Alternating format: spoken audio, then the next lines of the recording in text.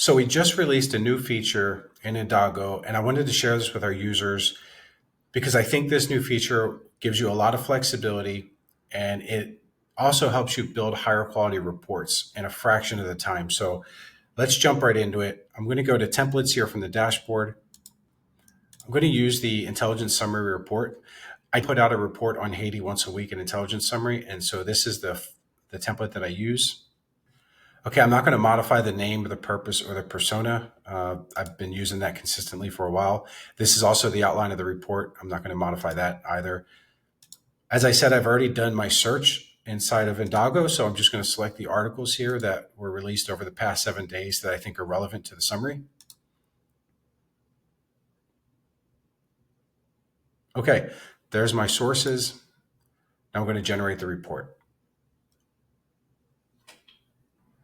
Previously, if you wanted to update the report or change something in a report, you had to hit this revise button down here and regenerate the entire report. With this new feature, you can actually just revive sections. And so I'll show you how that works. So I'm going to have Indago just rewrite this section for me, which is the recommendations, suggested actions based on the intelligence gathered. So I can do that here by just clicking on this button to the right for that section. Now, I know that's pretty simple. You could ask it to, you could be more precise and ask it to do some additional things like how to list the order of the recommendations from most important to least important, things along those lines.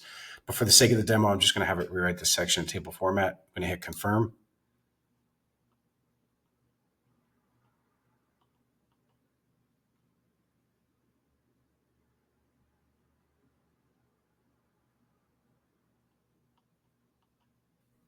And there you go. I was able to just rewrite that section of the report and move forward. So again, the cool thing about this new feature is you no longer have to rewrite the entire report or revise the entire report. You can now just regenerate specific sections of your report.